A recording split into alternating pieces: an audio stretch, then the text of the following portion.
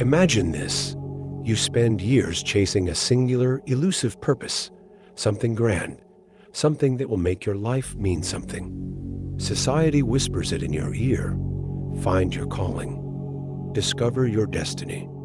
But what if this pursuit is the very thing crushing you?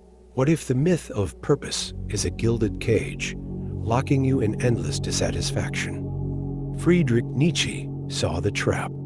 He warned of those who worship meaning like a god, only to find themselves paralyzed by its absence. Here's the paradox. The harder you hunt for purpose, the more it slips through your fingers. Like a shadow, it vanishes when grasped. Ask yourself, what if purpose isn't found, but forged? What if the weight you carry, the fear of a life unlived, is the very obstacle blocking your path? The truth is darker and far more liberating. The lie begins early, told in classrooms, self-help books, and motivational speeches. You must find your one true purpose. But Nietzsche saw through this illusion. He called it a remnant of religious thinking, a desperate clinging to meaning in a universe that offers none inherently. Modern society, with its cult of productivity and destiny, only deepens the wound. Carl Jung warned of the dangers of a life lived in service to an external ideal, how it fractures the self, leaving one hollow. Viktor Frankl, despite his emphasis on meaning, knew it could not be handed down like dogma. It had to be seized in the act of living. Yet here we are, paralyzed by the question, what is my purpose? As if it were a riddle with a single answer, the real question is darker. What if this search is just another way to avoid the terrifying freedom of creating yourself? This relentless hunt for purpose does not just haunt individuals, it reshapes society. Look around. The burnout, the quiet despair of those who have it all, yet feel nothing. The modern world thrives on this anxiety, selling courses, retreats, and ideologies promising to reveal your destiny. But the truth is more unsettling. Cognitive science reveals our brains crave narratives, clean, linear stories of why we exist. Yet life is chaos. Nietzsche's eternal recurrence forces the question, if you had to relive this life endlessly, would you despair or rejoice? Most would panic, realizing they've been waiting for meaning instead of commanding it.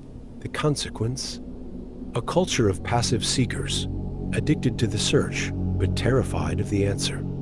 Because to admit there is no preordained purpose is to face the abyss and the sublime power that lies beyond it. The escape begins with a blasphemous thought. What if you are not meant to find your purpose, but to invent it? Nietzsche's Bermensch does not kneel before destiny.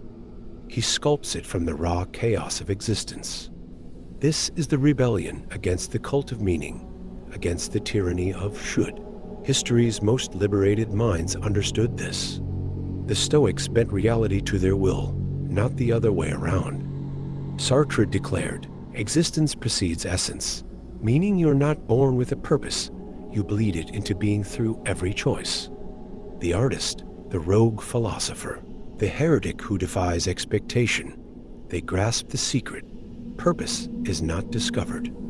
It is declared ... So ask yourself, what would you do if no one, not society, not God, not even your past self, could define your meaning? The answer is your first act of defiance. Here is the revelation that changes everything. There is no true purpose. There is only the meaning you impose upon the void. Nietzsche called this amor fati, the love of fate. Not because the universe cares, but because you must. This is the ultimate freedom. No more waiting for a sign. No more mourning a destiny that never was. The sublime truth is that you are never lost, only deceived by the myth of a path already laid. Now the horizon is blank. The pen is in your hand. Will you write? Or will you spend your life searching for an author who never existed? The choice is yours, and that is the most terrifying, exhilarating truth of all.